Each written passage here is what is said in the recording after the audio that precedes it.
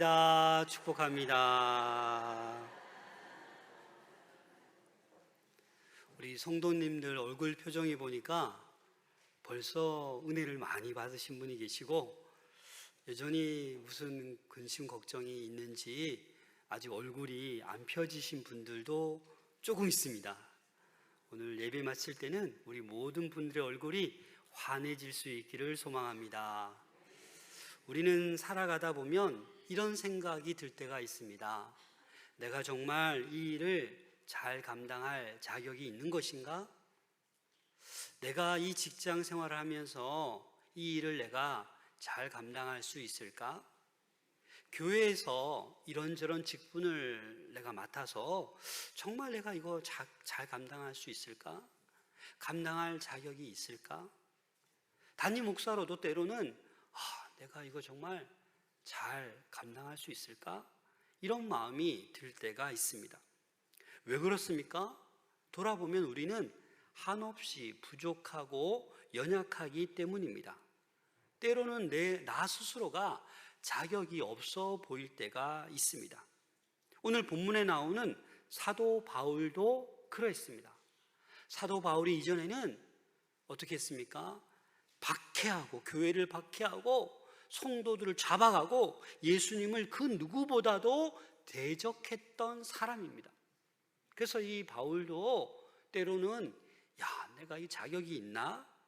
내가 정말 하나님께서 나를 불러주셨지만, 사도로 세워주셨지만 내가 이 일을 감당할 자격이 있는가라는 생각을 하면서 살아갔던 것 같습니다. 그래서 오늘 본문에도 보면 바울은 잠시 자신의 과거를 회상해 보면서 이 아들과 같은 디모데에게 몇 가지 말씀을 해주는 것이 오늘 본문의 내용입니다. 이 디모데에게 많이 말하지 않습니다. 두 가지를 강조합니다. 그게 무엇입니까? 오늘 제목처럼 은혜를 잊지 말아라. 사랑하는 디모데야, 꼭 하나님의 은혜를 잊지 말고 또 뭐예요? 선한 싸움을 싸워라. 이 두 가지를 디모데에게 당부하며 권면하고 있습니다. 우리의 신앙생활도 마찬가지입니다. 여러분, 이 은혜를 기억하셔야 됩니다. 우리가 이 은혜를 기억하지 못하면 쉽게 낙심합니다. 조그마한 어려움이 다가와도 우리는 쉽게 낙심하고 포기하고 넘어집니다. 반대로 은혜를 날마다 기억할 때는 어떠한 상황이 와도 우리는 이겨낼 수 있습니다. 믿음으로 담대하게 싸워서 감당해낼 수가 있다라는 것입니다. 그래서 바울은 지금 주님께 세 가지를 감사하고 있습니다. 12절 말씀 함께 읽겠습니다. 시작. 나를 능하게 하신 예수 우리 주께 내가 감사함은 나를 충성되이 여겨 내게 직분을 맡기심이니. 바울은 지금 무엇을 감사하고 있습니까? 나를 충성되이 여겨주신 게 감사한 거예요. 또 뭐예요? 나에게 직분을 맡기신 것이 감사하는 거예요. 나를 충성되이 여기고 직분을 맡기셨을 뿐만 아니라 그것을 감당할 수 있는 능력까지 주셨다라는 거예요. 그래서 바울은 감사하지 않을 수가 없는 거예요. 내가 박해자였고 성도들을 가두고 예수님을 적대했지만 나를 불러주시고 나에게 능력을 주셔서 이 충성되이 직분을 감당하게 하신 이 은혜에 감사를 하고 있습니다. 이 바울의 감사가 거짓이 아니라 진실된 감사임을 우리는 13절 말씀을 통해서 알 수 있습니다. 13절 말씀 함께 읽겠습니다. 시작. 내가 전에는 비방자요 박해자요 폭행자였으나 도리어 국류를 입은 것은 내가 믿지 아니할 때에 알지 못하고 행하였음이라. 바울이 전에 어떤 사람이었어요? 비방자, 박해자, 폭행자였어요. 그런 아주 못된 사람 중에 못된 사람, 어찌 보면 예수님이나 우리 성도들이 볼 때는 정말 최악의 상황이었지만 하나님께서는 그에게 긍휼을 베풀어 주셨다라는 것입니다. 그래서 이런 나에게 긍휼을 베풀어 주시고 사도로 불러주시고 감당할 수 있는 직분과 능력을 주셨기 때문에 바울은 어떻게 해요? 감사하지 않을 수가 없다라는 거예요. 그래서 바울은 자신을 충성되이 여겨 사도로 세워주신 주님의 은혜에 감사하고 있는 거예요. 그래서 우리는 감사함과 이 은혜를 기억하셔야 합니다. 사람들은 그런데 쉽게 은혜를 어떻게 해요? 잊어버려요. 주변 사람들을 보세요. 나 자신을 보세요. 은혜를 쉽게 잊어버려요. 평생 기억하고 갚아요? 잊어버려요. 그래서 이런 속담이 있잖아요. 은혜는 어디에 새기고 돌에 새기고 원수는 물에 새긴다. 근데 참 의미가 있는 말인데 우리는 솔직히 거꾸로 하잖아요. 그렇죠? 은혜는 물에 새기고 원수는 돌에 새겨요. 그래서 조금만 나에게 섭섭하게 하면 평생 이를 갑니다. 교회 안에서도 이게 있을 수가 없는 일이에요. 우리가 십자가의 은혜를 받은 사람들인데 은혜는 금방 잊어버리고 나를 때리거나 나를 이렇게 친 사람을 그냥 가슴에 평생 품고 살아간다라는 거예요. 그래서 바울은 지금 우리는 쉽게 은혜를 잊어버리는 존재이지만 그 은혜를 잊어버려서는 안 된다라고 지금 얘기하고 있는 거예요. 저와 여러분들이 오늘 이 자리에 앉아 있는 것도 전적인 은혜인 줄로 믿습니다. 모든 사람들 이 직분을 준 거 자격이 있어서 능력이 있어서 주신 게 아니에요. 은혜로 주신 거예요. 그래서 우리가 교회의 직분을 맡은 거, 이 예배의 자리에 있는 거, 하나님의 자녀가 된 것, 이 모든 것이 뭐예요? 전적인 하나님의 은혜예요. 내가 똑똑해서, 내가 잘나서, 내가 봉사 많이 해서, 내가 예배 잘 드려서 하나님께서 나를 자녀 삼아 주신 게 아니다라는 거예요. 그 누구보다도 연약하고 죄인이었던 저와 여러분들을 사랑하셔서 은혜로 이 자리에 앉게 하신 줄로 믿습니다. 그래서 영국의 유명한 설교자, 이 설교의 황태자라고 불리던 찰스 스펄전이라는 분은 이 강단에 설 때 이렇게 고백했습니다. 내가 이 강단에 설 수 있는 이유는 내가 잘나서가 아니라 나 하나님의 은혜 때문이다. 그래서 이 스펄전 목사님은요, 그래서 설교의 그 황태자가 된 거예요.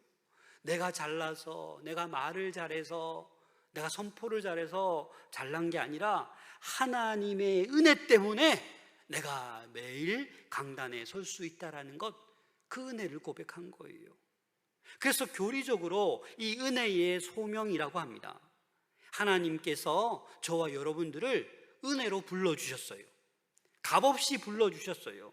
그래서 우리는 이 은혜로 말미암아 우리가 직장에서, 가정에서, 교회에서, 사회에서 그 모든 역할들을 잘 감당해야 하는 거예요.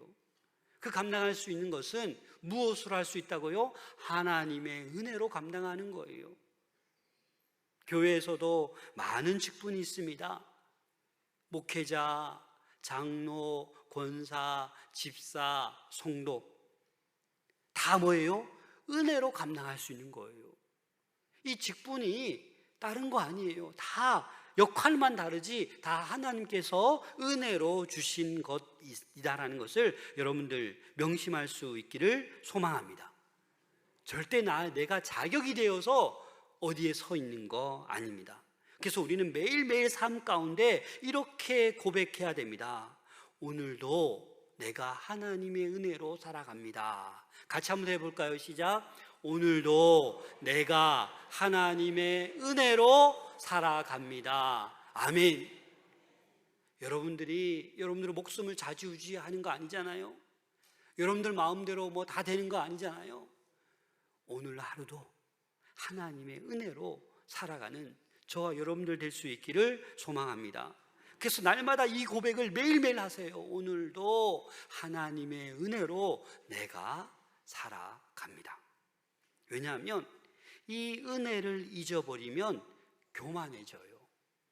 바울도 어떻게 고백했냐면 고린도전서 15장 10절입니다. 함께 읽겠습니다. 시작. 하나님의 은혜로 된 것이니 내게 주신 그 은혜가 헛되지 아니하여 내가 모든 사도보다 더 많이 수고하였으나 오직 나와 함께 하신 하나님의 은혜로라. 아멘. 바울은 늘 고백했어요. 내가 나된 것은 하나님의 은혜다. 그리고 뭐라고 고백합니까? 내가 모든 사도보다 더 많이 수고했다. 뭐예요? 아는 거예요. 내가 다른 사도들보다 내가 더 많이 복음 전하고 더 많은 교회를 세우고 더 많이 수고하였지만 뭐라고 얘기해요? 내가 한 게 아니다라는 거예요. 누가 한 거예요? 오직 나와 함께 하신 하나님의 은혜다. 여기에 차이가 있는 거예요. 보통 사람들은 모든 사도보다 더 많이 수고했으면 뭐예요? 내가 했지. 나도 모르게 어깨에 힘이 들어요. 내가 했지. 내가 우리 교회 이렇게 세웠지. 내가 우리 교회 이렇게 봉사 많이 했지. 이런 나도 모르게 내면에 그런 마음들이 자라나는 거예요. 그 순간 어떻게 되는 겁니까? 교만해지는 거예요. 하나님의 은혜가 떠나가고 내가 한 거예요. 그래서 바울은 그렇게 얘기하는 거예요.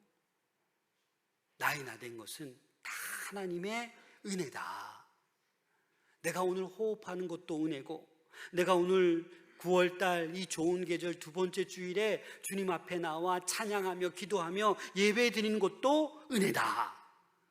오늘까지 신앙을 지킨 것도 하나님의 은혜다. 장차 천국에 들어갈 것도 전적으로 하나님의 은혜다. 여러분들이 10억을 헌금한다고 천국 들어갈 수 있겠어요? 1,000원만 헌금해도 하나님의 은혜로 믿음으로 들어가는 것이 천국인 줄로 믿습니다. 그래서 우리는 은혜를 기억해야 돼요. 은혜를 기억하지 못하면 그 순간 교만해지고 겸손과 감사가 사라지는 거예요. 여러분 곰곰이 한번 지난 한 주간을 돌아보세요. 은혜가 충만했는지, 나의 나된 것이 하나님의 은혜고 나에게 이 직분 주시고 이 일거리 주시고 우리 가정 주시고 우리 남편 우리 아내 주시고 우리 교회 주시고 하나님 감사합니다, 모든 것이 하나님의 은혜입니다 라고 고백하신 분은 은혜가 충만한 거예요. 근데 은혜를 깨닫지 못하고 불평불만으로 가득 차고 내 안에 원망과 미움으로 가득 차고 있다라면 지금 이 은혜를 잊어버린 거예요. 기억하지 못하고 있는 거예요. 그래서 바울은 이렇게 얘기해요. 14절 말씀 함께 읽겠습니다. 시작. 우리 주의 은혜가 그리스도 예수 안에 있는 믿음과 사랑과 함께 넘치도록 풍성하였도다. 아멘. 이 사도 바울이 우리 주의 은혜가 넘치도록 풍성하였다, 이 고백이에요. 그냥 넘친 게 아니에요. 은혜가 그냥 날마다 흘러 막 넘치는 거예요. 과거를 생각해봐도 내가 부끄럽지만 감사하고, 지금도 나를 충성되이 여겨주시고 직분 주시고 감당할 능력 주셔서 감사하고, 그냥 막 은혜가 넘치는 거예요. 그 중간에 뭐죠? 그리스도 예수 안에 있는 믿음과 사랑과 함께. 이 말은 뭡니까? 은혜가 넘치는 사람은요 믿음이 자랄 수밖에 없어요. 은혜가 넘치는 사람은요 사랑이 넘칠 수밖에 없어요. 은혜가 없는데 믿음이 넘쳐 흐른다? 은혜가 없는데 사랑이 막 흘러 넘친다? 뭔가 문제가 있는 거죠. 사랑하는 성도 여러분, 하나님의 은혜가 흘러 넘칠 수 있기를, 풍성해지기를 소망합니다. 그 은혜가 풍성히 흘러 넘치면 우리의 믿음이 자랄 수밖에 없고 우리가 이웃을, 아니 더 나아가 원수까지도 사랑할 수밖에 없는 것입니다. 로마서 5장 20절 함께 읽겠습니다. 시작. 율법이 들어온 것은 범죄를 더하게 하려 함이라. 그러나 죄가 더한 곳에 은혜가 더욱 넘쳐나니. 이 말은 죄가 아무리 커도 뭐가 더 크다고요? 은혜가 더 큰 거예요. 그래서 우리가 어떤 죄를 지었어도 하나님의 은혜가 임하면 그 모든 죄는 사라지고 덮여지는 거예요. 그래서 저와 여러분들이 은혜로 살아가는 것입니다. 그래서 바울은 이 은혜를 붙들어야 된다. 이 복음의 은혜를 붙들어야 된다. 놓쳐서는 안 된다라고 말씀하고 있는 거예요. 그래서 15절 말씀 함께 읽겠습니다. 시작. 미쁘다 모든 사람이 받을 만한 이 말이요, 그리스도 예수께서 죄인을 구원하시려고 세상에 임하셨다 하였도다. 죄인 중에 내가 괴순이라. 여러분, 이 구절에서 복음이 무엇입니까? 예수께서 죄인을 구원하시려고 세상에 임하셨다. 이게 복음이에요. 예수님께서 하나님과 동등됨을 취하심을 여기지 않고 이 하나님과 동등된 분이었는데 이 낮고 낮은 땅에 내려오셔서 인간의 몸으로 여러분들, 저와 여러분들의 죄를 구원하려고 어떻게 해요? 십자가 지셨다라는 거예요. 저와 여러분들의 생명을 살려주셨다라는 거예요. 여러분, 이보다 더 큰 은혜가 어디 있습니까? 그런데 내가 어떤 존재였냐? 바울이 이렇게 고백합니다. 내가 죄인 중에 괴수였다. 죄인 중에 으뜸이었다. 죄인 중에 내가 우두머리였다. 가장 앞장서서 교회를 핍박하고 박해하고 폭행했던 나였다라고 고백하는 거예요. 그런 나도 은혜로 풍성하게 넘치게 해주시고 믿음과 사랑이 자라나게 하셨다라는 거예요. 그래서 바울은 이 복음을 놓쳐서는 안 된다. 이 복음을 붙잡고 있는 것이 은혜 중에 은혜인 줄로 믿습니다. 그래서 이 복음의 은혜를 여러분들 까먹으면 안 돼요. 놓쳐버리면 안 돼요. 놓쳐버리니까 내 삶에 능력이 안 나타나요. 그래서 바울은 과거를 생각하는 거예요. 정말 수치스럽잖아요. 내가 그 누구보다도 나쁜 짓 많이 했는데 예수 믿는 사람 끝까지 쫓아가서 잡아들여서 감옥에 쳐놓고 핍박하고 비방하고 박해했는데 얼마나 부끄러워요. 근데 그런 과거의 사실을 바울은 꽁꽁 숨겨놓았나요? 아니요, 꽁꽁 숨겨놓지 않았어요. 여러분, 16절 말씀 함께 읽겠습니다. 시작. 그러나 내가 긍휼을 입은 까닭은 예수 그리스도께서 내게 먼저 일체 오래 참으심을 보이사 후에 주를 믿어 영생 얻는 자들에게 본이 되게 하려 하심이라. 하나님께서 긍휼을 베풀어 주신 거예요. 그래서 오래 참아 주신 거예요. 왜요? 후에 예수님을 믿어 영생을 얻는 자들에게, 영원한 생명을 얻는 자들에게 뭐가 되기 위해서? 본이 되기 위해서. 이 말은 뭡니까? 나처럼 이렇게 비방자요, 박해자요, 폭행자였던 나도 하나님께서 구원해 주셔서, 사도행전에도 보면 이걸 계속 얘기해요. 자기가 이런 사람이었는데 하나님께서 갑자기 나를 은혜로 구원해 주신 것을 여러 번 얘기해요. 그래서 이 말은 뭐냐? 여러분들 간증할 수 있어야 돼요. 바울은 하나님의 은혜를 자기 자신만을 위한 것이 아니라 다른 이들을 위한 간증의 기회로 여긴 거예요. 나의 이 변화된 것이 간증으로 다른 사람에게 얘기하는 거예요. 과거의 수치를 얘기할 수 있는 거예요. 그래서 여러분, 신앙생활을 오래 왔어도 어떤 분은 간증이 뭔지도 몰라요. 은혜가 뭔지도 몰라요. 그냥 살아가는 거예요. 여러분, 누구 앞에서나 간증할 수 있기를 소망합니다. 1분 간증하셔도 되고 30분 간증하셔도 되고 1시간 간증하셔도 돼요. 간증할 수 있는 우리들이 되어야만 합니다. 어떤 성도가 알코올 중독이었었대요, 예전에. 여러분, 알코올 중독이 얼마나 심각한지 모르죠? 이 술이 떨어지면 안 되잖아요. 그래서 가정이 파탄되고 그냥 난리가 난 거예요. 근데 이 알코올 중독자였던 성도가 예수님을 믿게 되었어요. 어떻게 됐을까요? 예수님을 믿고 회복이 되었어요. 그래서 이 성도가 되어서 이 알코올 중독자들을 돕는 사역자가 되었습니다. 그래서 그는 이렇게 얘기합니다. 과거는 부끄러운 것이 아니라 은혜를 증거하는 강력한 간증이 되었다. 이 알코올 중독자도 과거에 그걸 감춰놓은 게 아니라 나도 알코올 중독자였는데 예수님 만나고 다 이렇게 회복되었다. 자신 있게 그 중독자들에게 말할 수 있는 거예요. 우리 교회에도 새가족들이 참 많이 옵니다. 예수님을 전혀 몰랐던 분이 예수 믿는 분들도 많아요. 그 분들 중에 한 분, 이런 분도 계셔요.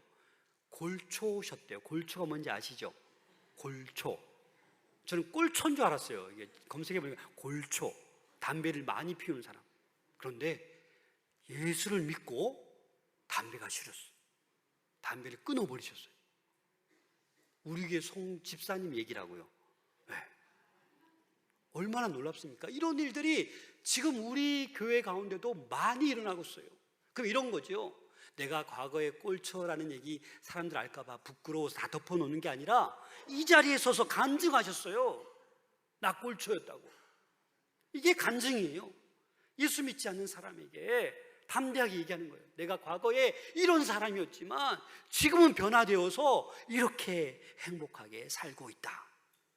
이게 복음을 전하는 거예요. 의사도 손 놓았는데, 암 말기라서 손 놓았는데 하나님의 은혜로 내가 살아났다. 그게 뭐예요? 간증이죠, 간증. 근데 그런 은혜를 하나님이 다시 살려주셔도 잊어버린다라는 거예요. 그게 문제라는 거예요. 아니, 알코올 중독자, 골초, 암 환자, 그거보다 더 놀라운 게 뭔지 아세요? 저와 여러분들이 지옥 갈 영혼인데 저와 여러분들을 자녀 삼아 주셨다니까요. 천국 가게 해 주셨다니까요. 그래서 우리는 이 은혜를 잊어버리지 말고 날마다 기억하며 살아가야 되는 줄로 믿습니다. 그런데 세상이 녹록지가 않습니다. 계속 이 복음을 변질되게 우리를 공격합니다. 다른 가치관을 주입시킵니다. 세상은 교회를 끊임없이 공격합니다. 복음을 자꾸 희석시킵니다. 말씀보다도, 복음의 능력보다도 이념을 따라가게 만듭니다. 정당을 따라가게 만듭니다. 그게 옳은 줄 알아요. 그래서 바울은 이렇게 마지막을 17절에 보면 하나님께 찬양으로 영광 돌립니다. 우리 17절 말씀 함께 읽겠습니다. 시작. 영원하신 왕, 곡 썩지 아니하고 보이지 아니하고 홀로 하나이신 하나님께 존귀와 영광이 영원 무궁하도록 있을지어다. 아멘. 이렇게 고백하는 거예요. 사랑하는 여러분, 저와 여러분은 예수 그리스도만 붙잡아야 되는 줄로 믿습니다. 이 십자가의 은혜를 잊어버리시면 안 됩니다. 아무리 아름다운 십자가가 교회에 있어도 이 십자가가 아무렇지 않게 느껴지면 안 됩니다. 저 십자가에 주님이 피 흘려 못 박혀 죽으신 것, 나와 아무런 상관이 없는 것이 아니라 바로 나를 위해서 십자가 지시고 죽으셔서 나를 구원했다라는 이 사실을 잊어버리지 않으시기를 부탁드립니다. 그리고 이제 바울은 자신이 받은 은혜를 이렇게 얘기하면서 디모데에게 이렇게 당부의 말씀을 권면합니다. 우리 18절 말씀 함께 읽겠습니다. 시작. 아들 디모데야, 내가 내게 이 교훈으로서 명하노니 전에 너를 지도한 예언을 따라 그것으로 선한 싸움을 싸우며. 디모데를 뭐라고 부르고 있어요? 아들 디모데라고 불러요. 그럼 바울이 결혼했습니까? 결혼하지 않았어요. 그런데 이 바울은 영으로 낳은 아들로 생각했어요, 디모데를. 그래서 아들 디모데야, 내가 내게 이 교훈으로서 명하노니 전에 너를 지도한 예언을. 전에 너를 지도한 예언이 무엇일까요? 이 본문만 보면 그게 뭐지라고 생각할 수 있는데, 우리 디모데전서 4장 14절 말씀 함께 읽겠습니다. 시작. 내 속에 있는 은사 곧 장로의 회의에서 안수받을 때에 예언을 통하여 받은 것을 가볍게 여기지 말며. 이 디모데가 안수받을 때 은사를 받고 능력에 대한 예언을 받은 거예요. 그것을 잊어버리지 말고, 그것을 가볍게 여기지 말고, 그것을 가지고 어떻게 해요? 선한 싸움을 싸워야 된다라고 말하고 있는 거예요. 다시 말해서, 사랑하는 아들 디모데야, 너 안수받을 때 그 하나님의 은사 너 경험했지 않냐? 그때 너 하나님 음성 들었지 않냐? 그 받은 은사, 그 능력을 가지고 선한 싸움을 싸워야 된다. 너 힘으로 하지 말고 하나님의 은혜로 그렇게 싸워야 된다라고 얘기하고 있는 것입니다. 사랑하는 여러분, 영적 싸움은 어떻게 싸워야 되는지 이 마지막으로 바울은 디모데에게 구체적으로 두 가지를 언급해 주고 있습니다. 어떻게 싸우는 것이 선한 싸움인지 우리 19절 말씀 함께 읽겠습니다. 시작. 믿음과 착한 양심을 가지라. 어떤 이들은 이 양심을 버렸고 그 믿음에 관하여는 파선하였느니라. 이 믿음과 착한 양심은요, 선한 싸움을 하기 위한 최고의 뭐냐면 무기예요, 무기. 선한 싸움에 승리하려면 두 가지가 필요한데, 지금 바울은 믿음과 착한 양심을 가지라고 권면하고 있습니다. 두 날개와도 같은 거예요. 믿음이 뭡니까? 하나님을 신뢰하는 힘이고, 양심은 뭐예요? 하나님 앞에서 거짓되지 않고 진실되게 살아가려는 발버둥 치는 거예요. 그게 선한 양심이, 착한 양심이에요. 그런데 우리가 이 믿음이 무너지면 어떻게 되는 거예요? 하나님과 멀어져요. 이 착한 양심이 무너지면 어떻게 되겠습니까? 하나님과의 관계뿐만 아니라 사람들 사이에서의 관계도 깨어지게 되고 결국은 파선한다라는 것입니다. 그래서 이 믿음을 지키지 못하고 이 양심을 지키지 못한 자들, 결국은 파선된 배처럼 다 부서져서 사라진다라는 것을 얘기하고 있는 거예요. 그리고 20절에 보면 후메네오에 대해서 얘기하고 있습니다. 20절 함께 읽겠습니다. 시작. 그 가운데 후메네오와 알렉산더가 있으니 내가 사탄에게 내준 것은 그들로 훈계를 받아 신성을 모독하지 못하게 하려 함이라. 이 바울은 이 후메네오, 알렉산더를 얘기하는 거예요. 이 두 사람은 어떻게 해요? 양심을 버렸고 믿음에 관하여 파선한 사람들이다 라고 직접 이들을 얘기하고, 이 두 사람은 내가 사탄에게 내어주었고 이들이 신성을 모독하게 했기 때문에 내가 쉽게 말해서 출교시켰다는, 출교가 뭔지 알죠? 교회 공동체에 이 해악을 끼치는 사람들은 내가 출교시킨다라는 거예요. 여러분, 디모데후서 2장 16절부터 18절 말씀을 세 번역으로 함께 읽겠습니다. 시작. 속된 잡담을 피하십시오. 그것이 사람을 더욱더 경건하지 아니함에 빠지게 합니다. 그들의 말은 암처럼 퍼져나갈 것입니다. 그들 가운데는 후메네오와 빌레도가 있습니다. 그들은 진리에서 멀리 떠나버렸고 부활은 이미 지나갔다고 말하면서 사람들의 믿음을 뒤엎습니다. 여기에 누가 나와요? 후메네오, 빌레도가 어떤 사람이에요? 속된 잡담을 한다라는 거예요. 다시 말해서 새 한글 성경에 보니까 조속한 헛소리를 한다는 거예요. 교회에서 은혜 받은 사람이 교회에서 말씀대로 말하고 지키는 것이 아니라 속된 잡담만 모이면 얘기한다는 거예요. 조속한 헛소리를 교회에서 성도들끼리 모여서 한다라는 거예요. 이런 말들이 어떻게 한다고요? 경건치 못하게 한다고요. 암처럼 퍼져나가서 사람들을 어떻게 해요? 진리에서 떠나버리게 한다고요. 다른 사람의 믿음을 뒤엎어 버린다라는 거예요. 다른 사람의 믿음을 무너뜨려 버린다라는 거예요. 그래서 한국교회에 그 누구보다도 신앙생활 열심히 하다가 이런 상처를 받아서 교회를 떠나서 다시 돌아오지 않는 사람들이 너무너무 많아요. 여러분, 그래서 바울은 이 믿음을 지켜야 된다, 착한 양심을 가지고 선한 싸움을 싸워야 된다라고 강조하고 있는 거예요. 여러분, 양심이 있으면요, 우리는 양심의 소리를 들을 수 있어야 돼요. 왜냐하면 저와 여러분들은 구원받은 하나님의 백성이에요. 성령이 우리 안에 내주하고 계셔요. 그런데 악한 영이 들어와서 야, 이거 해야 돼, 야, 그 사람 빨리 비방해, 그 사람 디스해, 괜찮아, 잘하고 있다, 막 박수치는 거예요. 신나서 막 비방하는 거예요.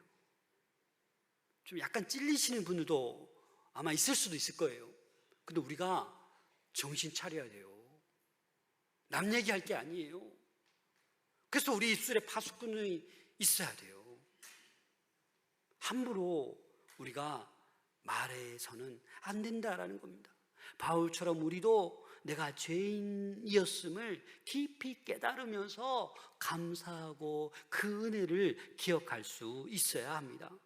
나 같은 사람을 하나님께서 구원해 주신 그 은혜만 생각해도 얼마나 감격스러워요. 얼마나 감사해요. 그래서 내 입에서 나가는 것이 감사의 말이요, 사람을 살리는 말이요, 능력의 말이요, 직분에 맞게 하는 말이요, 그렇게 우리는 믿음과 착한 양심으로 살아가야 되는 줄로 믿습니다. 여러분에게 반드시 하나님께서 양심의 소리를 들려주세요. 근데 우리는 들었으면서도, 내 마음에 울림이 있었으면서도 뭘 택해요? 쾌락을 택해요. 만몬을 택해요. 명예와 권력을 택해요. 알면서도, 양심의 소리를 들었으면서도, 하나님의 음성을 들었으면서도 아직은 아니요, 내 하고 싶은 대로 하는 거예요. 사랑하는 여러분, 여러분들의 삶 속에서 믿음을 잃어버리지 않으시길 바랍니다. 양심의 소리를 무시하지 않으시기를 바랍니다. 절대 이 하나님의 이 양심의 소리 무시하시면 안 됩니다. 이 믿음과 양심을 지킬 때 우리는 끝까지 승리할 수 있는 선한 싸움을 싸우게 될 것입니다. 돈의 유혹, 세상의 쾌락과 타협하지 마시고 진리를 부정하는 세력과 맞서 싸워야 합니다.